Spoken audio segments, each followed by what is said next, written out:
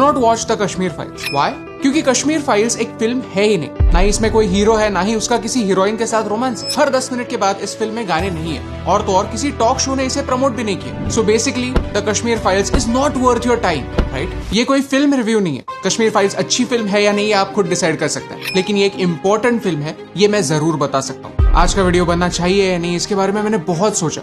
ये वीडियो बनाना मेरे लिए बहुत डिफिकल्ट। क्यों? इस वीडियो के एंड तक आप समझ ही जाएंगे, बट आई फेल्ट ये वीडियो बनाना जरूरी है, क्योंकि द कश्मीर फाइल सिर्फ एक फिल्म नहीं, एक सच है जो आप तक पहुंचना जरूरी है। और वो सच ये कि हम एक कंफर्टेबल दुनिया में रहना चाहते हैं। छोड़ो कल की बातें, कल की बात पुरानी, इस नारे पर हम विश्वास रखते हैं, लेकिन ये समझ नहीं पाते कि कुछ घाव सिर्फ वक्त के साथ नहीं भरते। द कश्मीर फाइल्स 2 दिनों की कहानी है। एक आज का दिन जिसमें आप और मैं जी रहे हैं, और दूसरा वो दिन 19 जनवरी 1990 जिसमें कश्मीरी पंडित आज भी जी रहे हैं। वो दिन जिस दिन उन्हें अपने ही घर से बंदूक की नोक पर धक्के मार मार कर बाहर निकाल दिया। Let me tell you, the Kashmir Files एक फिल्म है ही नहीं, क्योंकि इसमें कोई हीरो नहीं, बल्कि सारे के सारे विलेंस।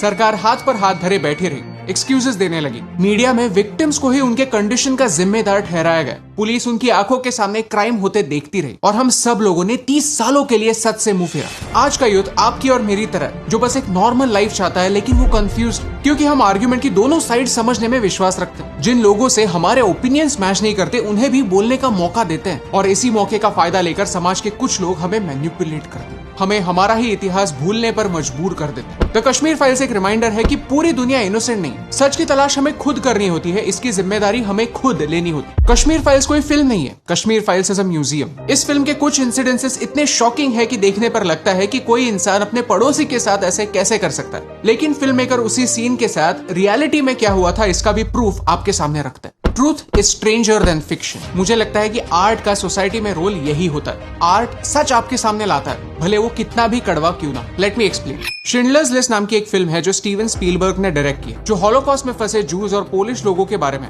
इसे अकेडमी अवार्ड मिला था, और IMDb पर जाए तो आज भी ये one of the greatest movies ever made की लिस्ट में आती है, क्योंकि सिनेमा का इस्तेमाल करके फिल्म मेकर इतिहास को जिंदा रखता है, उस जनरेशन तक जूइश लोगों की पीड़ा को पहुंचाता है जो लकीली आज वो एक्सपीरियंस नहीं करने वाले। To please do not allow the Holocaust to remain a footnote in history. Please teach this in your schools.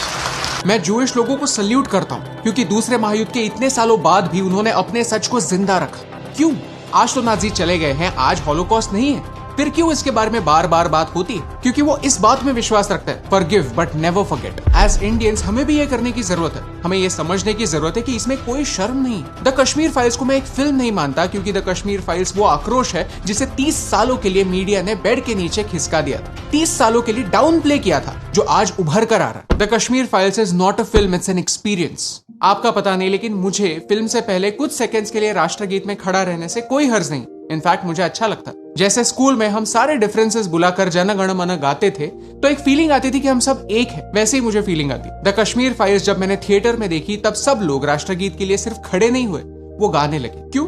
क्या उन्हें किसी ने 200 रुपए दिए थे, बिरयानी दी थी, या पॉपकॉर्न फ्री में खिलाए थे? वो आवाज दिल से आ रही थी। ये कहते हुए आज भी मेरे रोंगटे खड़े हो जाते हैं। लेकिन जब मैंने ये फिल्म देखी, तब मुझे एक सेंस ऑफ ड्यूटी महसूस हुई। आज का सच ये है कि लोगों को अपने घर से निकालकर 500 रुपए खर्च करके सिनेमा हॉल तक लेके जाने के लिए टैक्टिक्स खेलने पड़ते हैं। टॉक शोज में जाना एक फॉर्मूला है, हीरो हीरोइन के बीच अफेयर की न्यूज फैलाना एक फॉर्मूला है, पैसे देकर ट्रेंड्स चलाना एक फॉर्मूला है, लेकिन बिना फेक हाइप के सिर्फ स्टोरी के बेसिस पर लोगों को सिनेमा घर तक पहुंचाना एक अचीवमेंट। आपका पता नहीं, लेकिन मुझे ऐसा लगता है कि अच्छी मूवी वही होती है जो ऑडियंस को मूव करे, और इस मामले में ये मूवी सक्सेसफुल है। अब वापस आता है उसी सवाल पर कि ये वीडियो बनाना मेरे लिए मुश्किल क्यों था, क्योंकि ये फिल्म देखने के बाद मैं सो नहीं पाया। पूरी रात पढ़ता रहा कि वहां के कश्मीरी पंडितों के साथ क्या हुआ। मेरा खुद से और मेरे देश से एक ही सवाल था कि ये फिल्म बनने के लिए 30 साल क्यों लगे। कश्मीरी पंडितों की कहानी हम तक पहुंचाने के गट्स आज तक किसी भी स्टार ने क्यों नहीं दिखाया? क्या वो कहानी सच्ची नहीं थी? क्या वो लोग उनके अपने नहीं थे?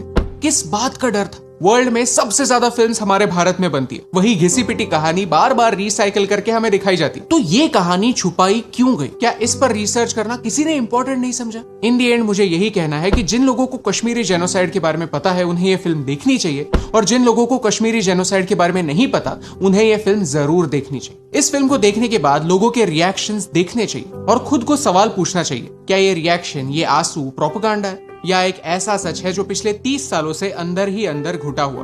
एक फिल्म का पर्पस व्हाइट वॉश करना नहीं होता, बाउंड्रीज को पुश करना होता। 12 Years a Slave देखिए, लाइफ इज ब्यूटीफुल देखिए। ये फिल्म स्पेशल इसीलिए है क्योंकि ये फिल्म पर्दे से बाहर आकर आपको, ऑडियंस को एक सवाल पूछती है। The things that you are just uncomfortable watching on screen are the things these people actually went through. The Kashmir Files भी यही करता है, आपको एक सवाल पूछता है कि सच पर पर्दा डालने की आदत हम कब छोड़े। So do not watch the Kashmir files अगर आपको व्हाइट वॉशिंग पसंद है। Do not watch the Kashmir files अगर आप एक डिस्टर्बिंग सच देखने की हिम्मत नहीं रखते। Do not watch the Kashmir files अगर लोगों का दर्द देखने की ताकत आप नहीं रखते। But do watch the Kashmir files अगर आपको भी लगता है कि सब लोगों की तरह इन लोगों को भी अपनी कहानी सुनाने का हक है। और ये सिंपल सी बात आप तक पहुंचाने से मुझे फर्क पड़ता है।